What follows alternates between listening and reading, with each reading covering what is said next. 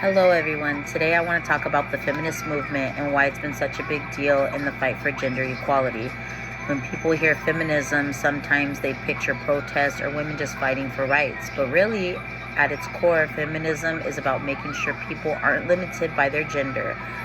For a long time, society has shaped by patriarchy, which basically means men had the power and women were expected to stay in the background and stay quiet.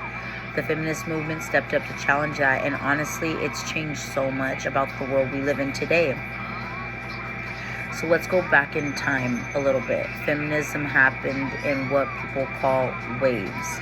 The first wave was back in the 18 and early 1900s, and it was all about one thing: the right to vote. Women like Susan B. Anthony and Elizabeth Cady Stanton fought for years to give women a political voice, and eventually they did win.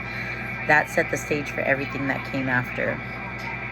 The second wave hit in the 1960s and 70s. This is when things really started to expand. Activists like Gloria Steinem and Betty Friedan started saying, hey, women should not be limited to just being wives and mothers.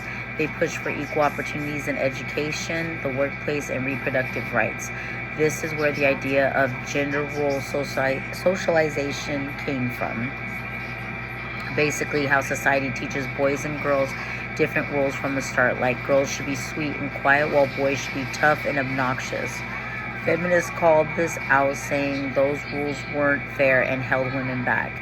In the 1990s, we got the third wave of feminism, which focused a lot more on diversity. It was about recognizing that not all women experience the same struggles. For example, women of color, lesbian, gay community, and women from different economic backgrounds face unique challenges. And today, many people say we're in a fourth wave. This wave is fueled by social media and online activism.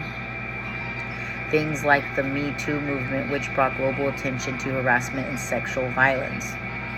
Now let's talk about the feminism that's actually achieved. There are some huge milestones. In 1972, made it to the Title 1X in 1972 made it to the illegal discrimination based on sex in schools. That opened doors for fourth in both education and sports. Roe versus Wade in 1973 gave women more control over their reproductive rights and beyond laws. Feminism has changed in how the way we talk about it, like harassment, consent, and relationships. These things didn't just happen. They came from social change movements, groups of people refusing to stay quiet and demanding something better. But here's the thing, the work is not over. We still see wage gaps between men and women, reproductive rights, and constantly being debated in politics. And violence against women is still a huge global problem, according to the World Health Organization. Even within feminism, there are ongoing conversations about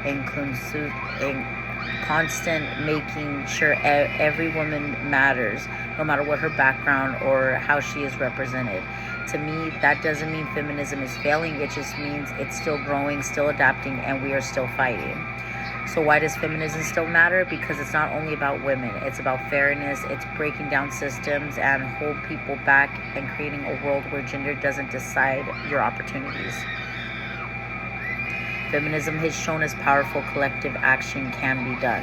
From winning the right to vote, to passing laws against discrimination, to shifting how society talks about harassment and equality. This movement has left its fingerprints all over history, and the story isn't done yet. Feminism continues to shape the world today and push for more equal future. Thank you all for listening.